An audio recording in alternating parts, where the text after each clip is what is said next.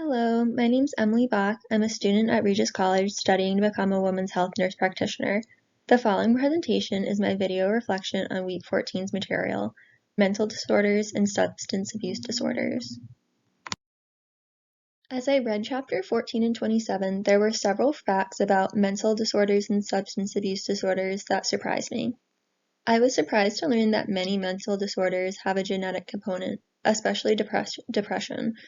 I had previously believed that depression was an imbalance of hormones in the brain that was triggered by something. Like, I've never heard of depression running in families before. Another fact that surprised me was that for every $1 spent on substance abuse treatment ends up saving $7 in related healthcare later. And then another fact that surprised me was that there are more deaths in America from drugs than there are motor vehicle accidents. Some things I wasn't surprised by were the prevalence of substance abuse. The majority of the patients I care for have some type of substance abuse disorder, whether they're in recovery or they're actively using. The majority of my patients do have a history, so I'm well aware of how prevalent that substance abuse disorders are in the population. Another thing that didn't surprise me was how common substance abuse disorders are among healthcare workers. I've worked with several nurses who have gotten in trouble for some type of drug diversion, or nurses who are recovered drug addicts or alcoholics and are doing really well. 3 facts I learned about mental disorders from this week's readings. The first fact I learned regards the onset of schizophrenia. I was surprised to learn that females typically develop schizophrenia later in life than men. Men tend to develop schizophrenia between the ages 15 through 25, when women tend to experience the onset of schizophrenia between the ages 25 and 35. The second fact I learned is that depression usually correlates with a major psychosocial trauma. As I previously mentioned, my knowledge of depression consisted of that depression was a disorder where there's an imbalance of neurotransmitters in the brain. I had always previously correlated any type of psychosocial trauma with post-traumatic stress disorder or PTSD, not depression. The third fact I learned about mental disorders is that panic attacks do not necessarily lead to a panic disorder. Before completing this week's readings, I had thought that only people with panic disorders could experience a panic attack, but that's actually not true. 3 facts I learned about substance abuse disorders. The first fact is that substance abused by people are classified in 2 ways. The first classification includes the mode of action, so this includes depressants, narcotics, stimulants, and hallucinogens. And then the second way abused substances are classified are by the source, which regards the way the substance is obtained and how it is abused. So this includes taking a drug not prescribed to you, mixing prescriptions with alcohol or another type of substance, or inhaling paint fumes to get high, things like that. The second fact I learned about substance abuse is that bath salts are a newer psychoactive drug that people just began abusing in recent years.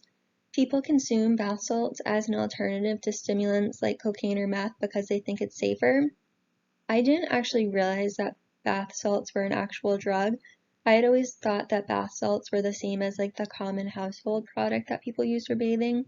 I thought it was similar to people inhaling paints or fumes to get high. I thought that's what bath salts were. The third fact I learned regards alcohol abuse treatment. I didn't know that people could take antabuse as part of their treatment regimen to prevent relapses. I didn't even know this drug existed actually. The only experience I ever had with treating alcohol withdrawal or alcoholism is lorazepam and phenobarbital to prevent alcohol withdrawal. As a women's health nurse practitioner, it's important to take what I learned about substance abuse disorders and mental disorders and utilize that information in my practice. Regarding mental illnesses, it's common for women of reproductive age to have a mental illness and they may take medications, so it's very important to do a thorough history on every patient and make sure that if they do have a mental illness, figure out which medications they're taking. For example, women who are diagnosed with like a type of mental disorder may take psychiatric medications that may be harmful to a fetus. If they're trying to get pregnant or are pregnant, we may need to look into alternative medications that are safe for their pregnancy, or have a conversation to see if they are interested in changing their medication because maybe the benefits of their medication outweigh the risks to the fetus.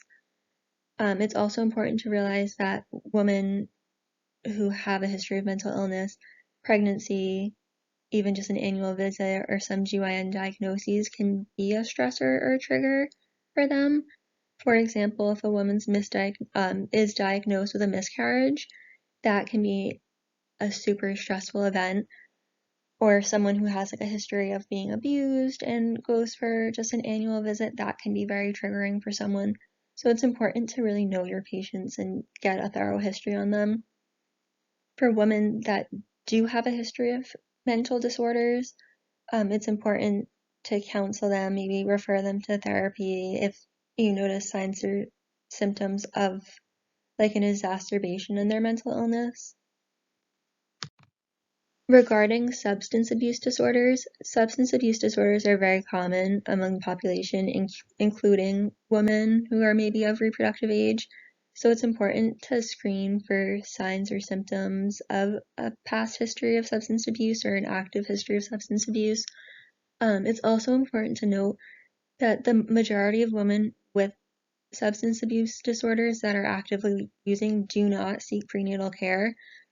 So, for example, if I had a patient who came in who was in labor and had never received prenatal care, it's important to think about how she may have a history of substance abuse disorders and to watch her and her baby very closely for signs of withdrawal, because those can be dangerous for both the mom and baby. That would conclude my video reflection. I hope you enjoyed it.